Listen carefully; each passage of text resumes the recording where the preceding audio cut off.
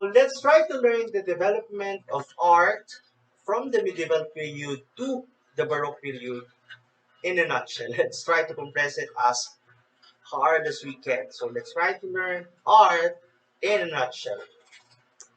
Now, we all learned something about the medieval, Renaissance, and Baroque period music. We have learned it from the previous session, and I would like to know, what do you remember about these music periods?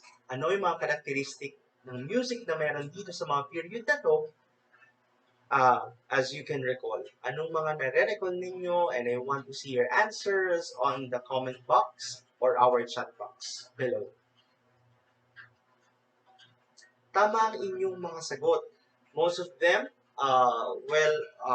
made sense and related doon sa ating inaral. Pero let's try to go back and relate the things that we knew about medieval, Renaissance, and Baroque in art naman. Okay, now let's go to the Middle Ages or the medieval era. Now, in the beginning of the medieval era, the same as with music, ang medieval art ay medyo monopolized by the church. So, yung art na kilala sa panahon na ito ay madalas makikita sa church, mostly seen in the facade of the churches. Thinking that the Greek-inspired temples were unacceptable, they went on and developed basilicas, okay, or large churches na may design na sarili ng mga Christians or the Catholics. Now, the Christians' private worship, which was unlike the open rituals ng mga Greek and Romans na nasa open place or plaza, ang mga Catholic, they preferred a much intimate, okay, way of ritual or way of praising God.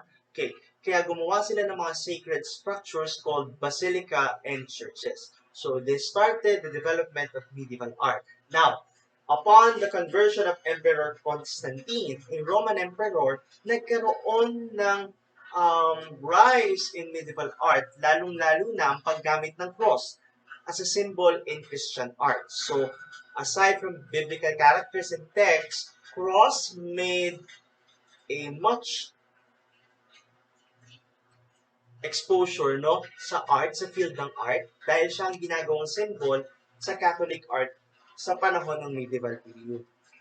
As you can see, this church is actually the Church of the Notre Dame, okay, sa Florence. Okay, as you can see, yung structure niya ay mayroong tinatawag na spires or rose windows, okay? Now, the spires are triangular shape na mga matatalim na roof, okay, ng mga churches, okay?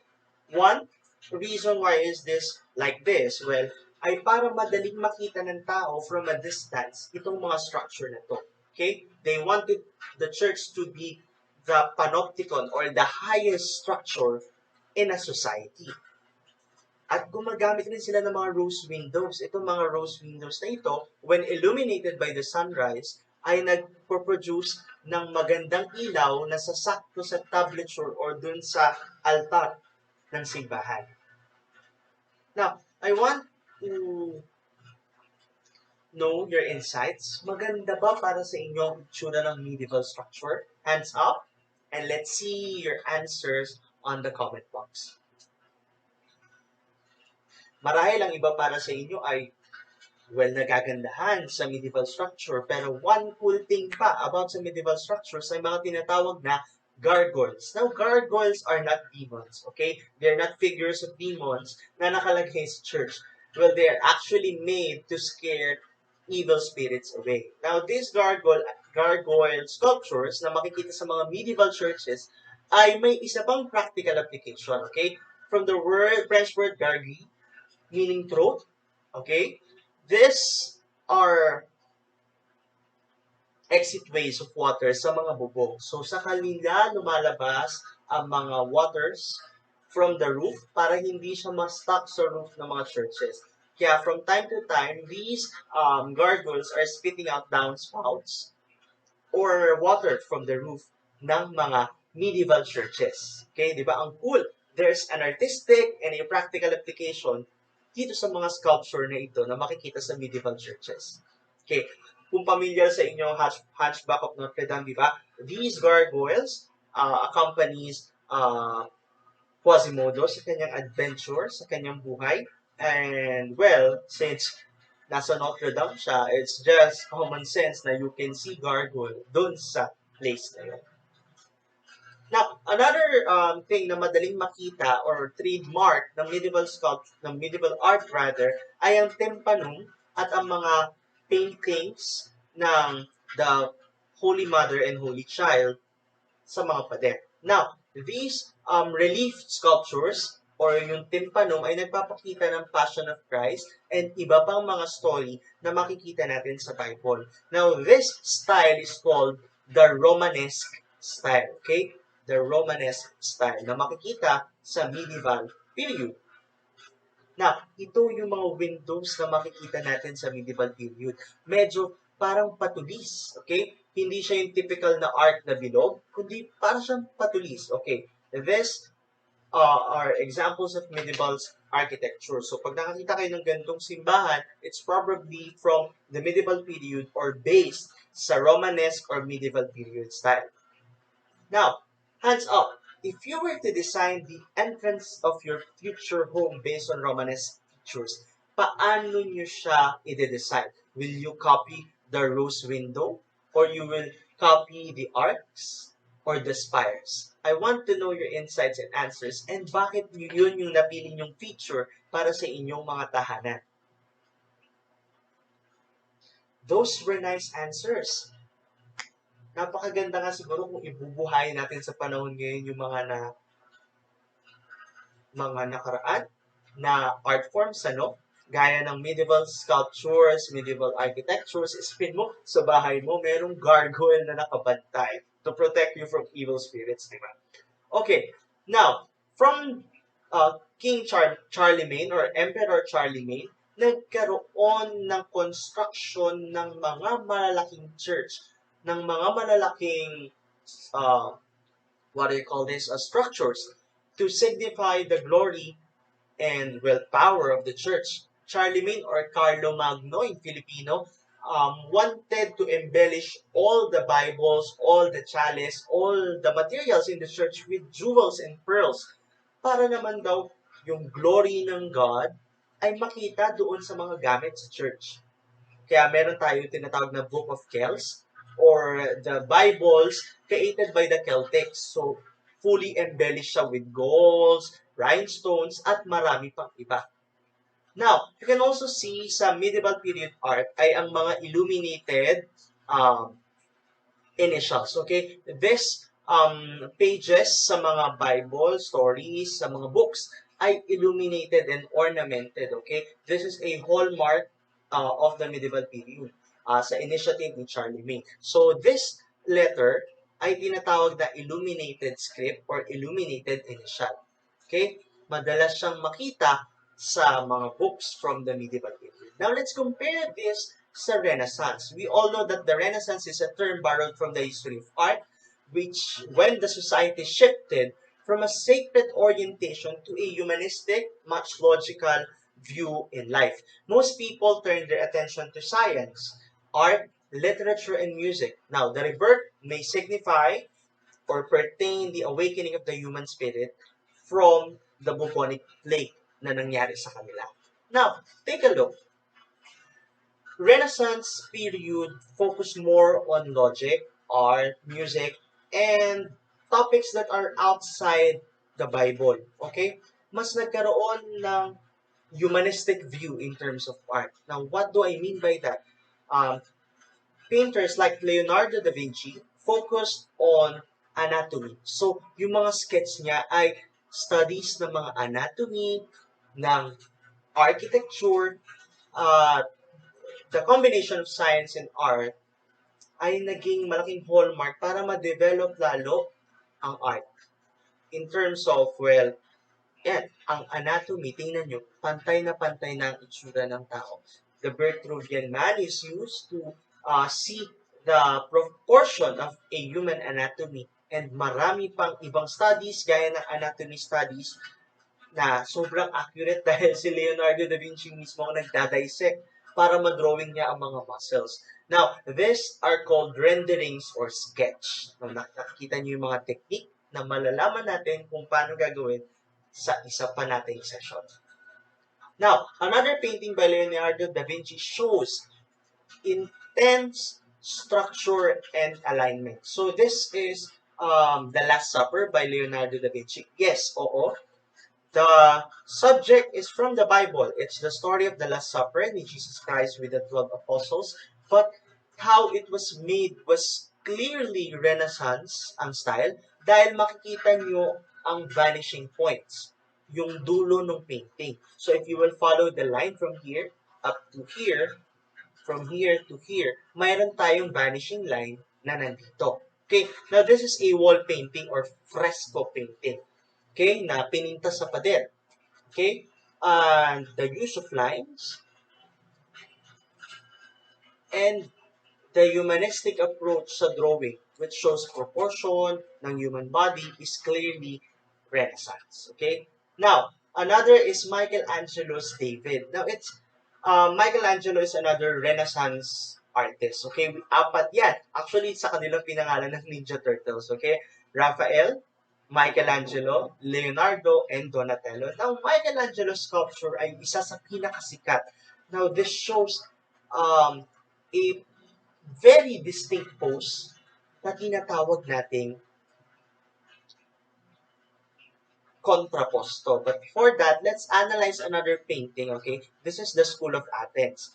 Aside from the scientific, well, figures na nandito, si Plato, Archimedes, na nandito sa School of Athens, okay, makikita nyo ang symmetry and balance doon sa kabuuan ng art na makikita natin sa contrapposto. Notice this Aphrodite sculpture and this sculpture of David from Michelangelo. Pansinin nyo ang red lines kung saan tense ang muscle o nakatight ang muscle, nandun ang force, at yung mga relaxed na muscle, yung blue lines. That is called the contrapposto pose or the counter pose. Now, this is also seen in other Renaissance and classical art, sculptures rather. Makikita ninyo na shifted ang force or ang weight sa isang side lang ng katawan. For example, if I want to have a contrapposto pose, I will place my weight on the left side and relax the other side. Okay? So that's the contrapposto pose na makikita nyo rin dito sa sculpture na ito at sa photography. Alam nyo ba na ito rin ay ginagamit sa fashion because it gives an elegant and dignified look na tinatawag nating contrapposto. Now, I want to see you take a contrapposto pose. Look at the mirror, take a selfie, and shift your weight sa isang side lang ng katawan. Okay, let's see if paano nyo gagawin ang contrapposto pose. Great job, guys, and I hope you appreciate kung paano iniiba ng contrapposto ang look sa photography. Diba? Ang ganda ng effect niya sa sculpture, the same with photography. Now, let's move on. Now, these are other paintings during the Renaissance period. These are called Madonna with the Long Neck and Creation of Adam from the Sistine Chapel. Okay, one of them is painted with the style of mannerism. Now, in mannerism, the manner or the movement is being emphasized rather than the form. Kung papansinin nyo, unnatural yung haba ng leeg, ng legs, and ng arm. Diba? Pero the manner, the movement is being emphasized. So it's a style in the late Renaissance period. But let's focus on this one. Creation of Adam in the Sistine Chapel by Michelangelo. Now, this painting is an example of fresco or fresh, okay? Now, it's a wet paint technique na pinipinta sa pader na basa pa, okay? Kapag basa pa yung pader, yung semento ng pader, pipintahan na agad siya para kapag natuyo yung pader ay kasabay na matutuyo yung painting. Diba? Now, let's try to analyze. I want you to look at the painting and hands up. What symbolisms do you see? sa creation of Adam. Di ba sabi natin, ang Renaissance ay humanistic. Pero this is a biblical story. Ano kayang symbols ang makikita dito? Hands up. You're right. Okay? You're right. This painting ay merong subliminal message na ginawa nila Michelangelo. Well, we don't know if that's how they meant it to be. Pero when you look at this painting, you can see the shape of the brain actually. Again, doon kay God, sa itsura ni God. Now, this implies a humanistic view dun sa story na it's the mind that gave Adam, or it's a greater mind, or quote-unquote, higher mind na nagbigay kay Adam ng wisdom. Okay, it's the link from the brain to man. Okay, it's a humanistic view sa story. Okay, the focus is Adam, or man.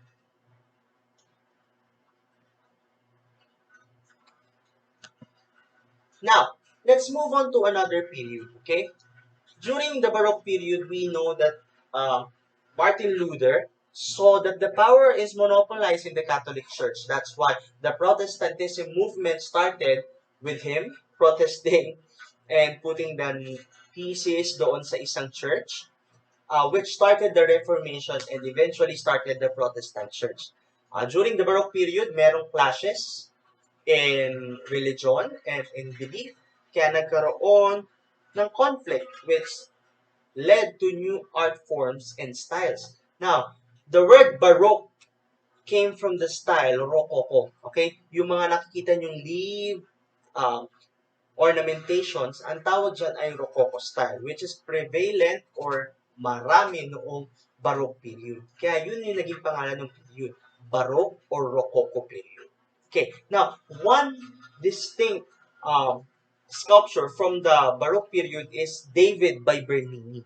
It's very different dun sa David ni Michelangelo, no? Pero I want you to look at it first, okay? What can you say about the pose, movement, and the subject then, di ba? Si David. Ano yung mga napansin ninyo? Hands up.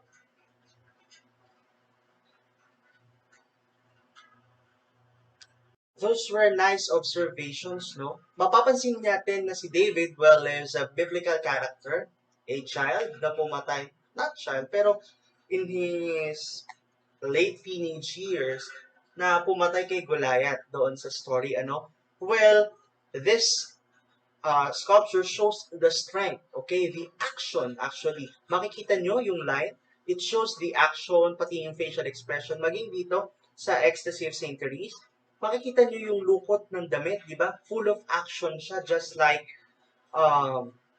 mannerism. Well, actually, yung mannerism is further improved dito sa Baroque period.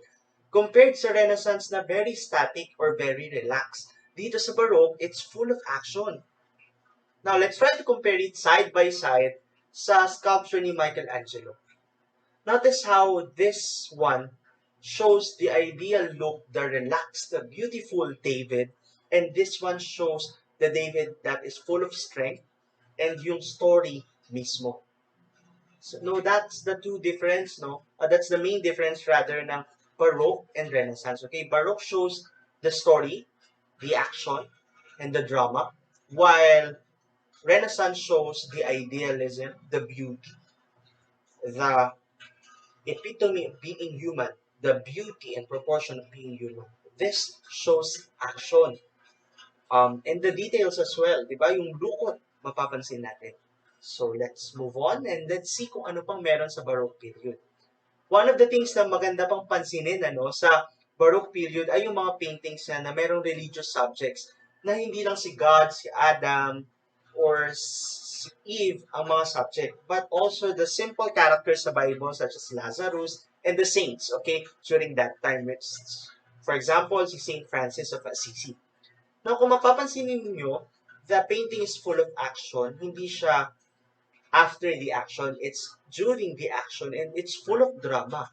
It's achieved through a technique called tenebrism or dramatic illustration. This is, I think, an Italian word, tenebroso, which uses, well, the chiaroscuro technique in art that use light and dark areas to magnify each other. Kung mapapansin natin, very intense yung dark areas. Okay? It was used in such a manner to superimpose the light or the highlights, okay, making the painting much dramatic and mas warm tingnan and full of action. Notice how this is being pulled and the eyes, yung highlight, di ba? Pati yung kanyang chest area, it's full of highlight and the shadows are intensified.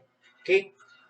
Another painter, aside from Caravaggio, is Rembrandt. Now, Rembrandt uses a particular device sa kanyang mga painting. Gaya nito, lalo sa portrait. The same as with Caravaggio, he uses tenebrism and chiaroscuro, intense dark and light, intense dark and light. But another device that you can see is this small triangle below this eye.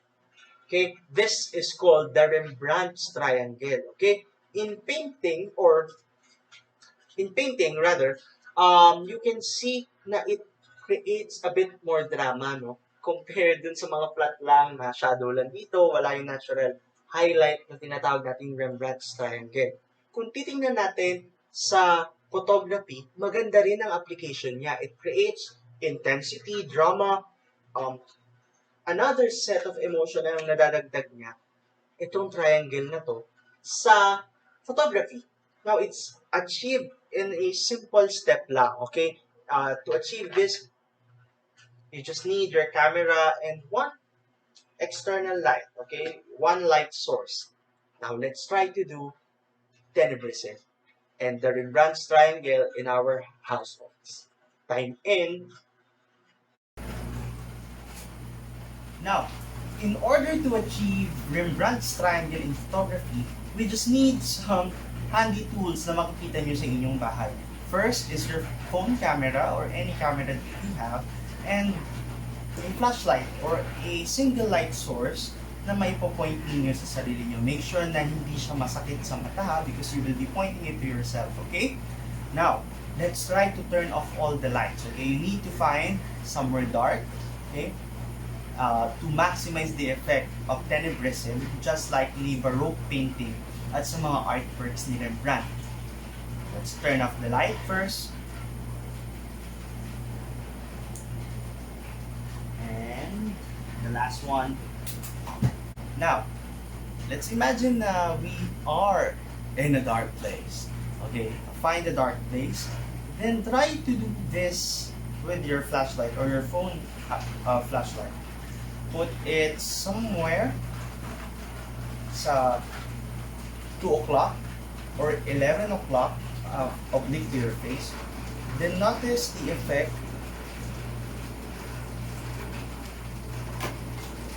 Let's see.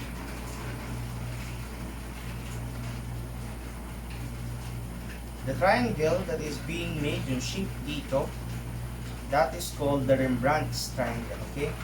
That is called Rembrandt's triangle. Now, it is used in Rembrandt's painting to, well, showcase, okay, light through the use of dark.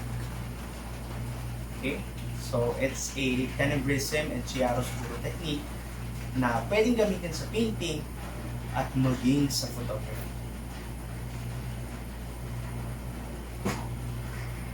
Job, nagawa nyo ang Rembrandt's triangle. That's ganun lang kasimple, di ba? You just need your camera and your light source. Okay? Now, let's move on. We can see sa Baroque period na napakaraming embellishments, no? Grandeur, like music, like yung music ng Baroque, very ornamented, very grandiose. Because the churches, the Protestant church and the Catholic church are having a feud. Pinapakita nila sino mas magandang art, sino mas magandang music, sino mas totoo ang paniniwala sa atin. That's why most of the church have these kinds of design or embellishment para ipakita yung glory, yung power, yung wealth ng church. Okay, these designs are called the Rococo design, which led to the name Baroque period style. Okay? Grandeur, ornamentation, power of the church. That's most of the things na makikita ninyo sa Baroque period and the Rococo style. So I hope you learned something in a nutshell. Oh, we compress everything, no, from medieval, Renaissance, and Baroque in a nutshell. So I hope you learned something in our session today. Goodbye.